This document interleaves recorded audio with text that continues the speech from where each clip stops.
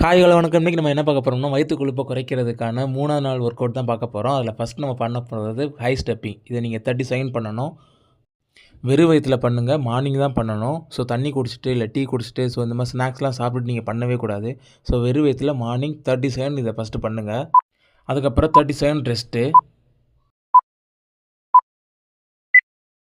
So rest எடுத்ததுக்கப்புறம் நம்ம 2வது பார்க்க போற ஒர்க் அவுட் வந்து ஜம்பிங் ஜாக்ஸ். ஸோ இந்த கிளாஸ் வந்து உங்க ஃபுல் பாடிய ரிலாக்ஸ் பண்றதுக்கு ரொம்ப யூஸ்ஃபுல்லா இருக்கும். ஸோ இத நீங்க 30 செகண்ட் பண்ணுங்க.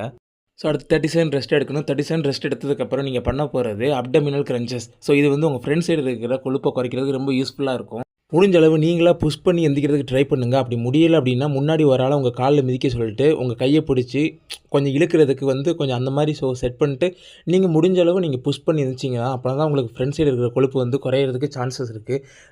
ட்ரையே பண்ணலன்னா, அது குறையவே குறையாது. அப்படியே தான் இருக்கும். ஸோ அது முடிச்சதுக்கப்புறம் 30 செகண்ட் ரெஸ்ட் எடுக்கணும்.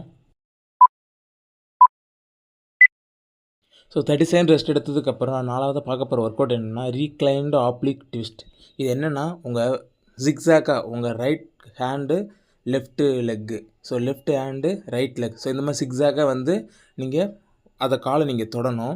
ஸோ இந்த மாதிரி பொசிஷனில் இருந்துட்டு, ஸோ நீங்கள் உங்கள் காலை வந்து லெஃப்ட் கையை வச்சு தொடணும், அப்போ ரைட் கையை வச்சு தொடணும்.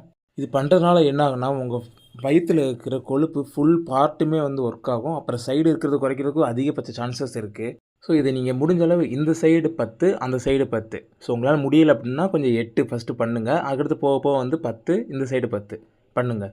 ஸோ 30 செகண்ட் ரெஸ்ட் எடுங்க. அடுத்து பார்க்க போகிற கிளாஸ் என்னென்னா பென் நீ சைடு ஹிப் ரைசஸ் ரைட். இது வந்து ரைட் சைடு பார்க்க போகிறோம். ஸோ இந்த மாதிரி உங்கள் காலை வந்து கொஞ்சம் பெண்ட் பண்ணிட்டு கீழே லெஃப்ட் இடது கையை வந்து கீழே நல்லா ஹோல்ட் பண்ணிட்டு, ஸோ உங்கள் ஹிப்பை நீங்கள் நல்லா தூக்கணும். உங்கள் ஹிப் மட்டும் தான் தூக்கணும். உங்கள் முட்டி வந்து தரையோட ஒட்டி தான் இருக்கணும்.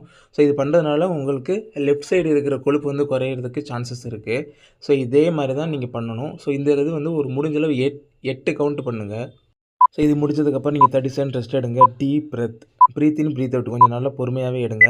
அது முடிஞ்சதுக்கப்புறம் அதே இதை நம்ம இதுலேருந்து லெஃப்ட் சைடு பண்ணணும். நம்ம ரைட் சைடு பண்ணோம், இப்போ லெஃப்ட் சைடு பண்ணணும். ஸோ அதே பொசிஷனில் ஸோ இது பண்ணுறதுனால உங்களுக்கு ரைட்டு லெஃப்ட் 2 சைடு இருக்கிற கொழுப்புமே குறையிறதுக்கு சான்சஸ் இருக்குது. ஸோ இது வந்து நீங்கள் ப்ராப்பராக பண்ணணும். அடுத்து நீங்கள் 30 செகண்ட் ரெஸ்ட் எடுத்துகிட்டு அடுத்து நீங்கள் பண்ண போகிறது டெட் பக். இது வந்து அப்படியே ஆப்போசிட்டாக வலது கால் அதே மாதிரி ஆப்போசிட்டாக நீங்கள் வந்து பண்ணணும். இது பண்ணுறதுனால என்ன ஆகுன்னா, உங்கள் வயிற்று பகுதியில் இருக்கிறதுக்கு ஸ்ட்ரிச்சஸ் பண்ணும். ஸோ அங்கே வந்து ஏதாச்சும் கொழுப்பு இருக்குன்னா, அதை வந்து கொஞ்சம் லூஸ் பண்ணி விடும். ஸோ அதுக்கப்புறம் தான் கொஞ்சம் கொஞ்சமாக கொழுப்பு வந்து கரையும். ஸோ அடுத்து வந்து 30 செகண்ட் ரெஸ்ட் எடுக்கணும். இது இன்றைக்கி கடைசி ஒர்க் அவுட் வந்து ஹோப்ரா ஸ்ட்ரிச்சஸ். ஸோ இது எல்லா ஒர்க் அவுட்டும் முடிச்சுட்டு இதை கடைசியாக நீங்கள் ஃபைனலாக பண்ணணும்.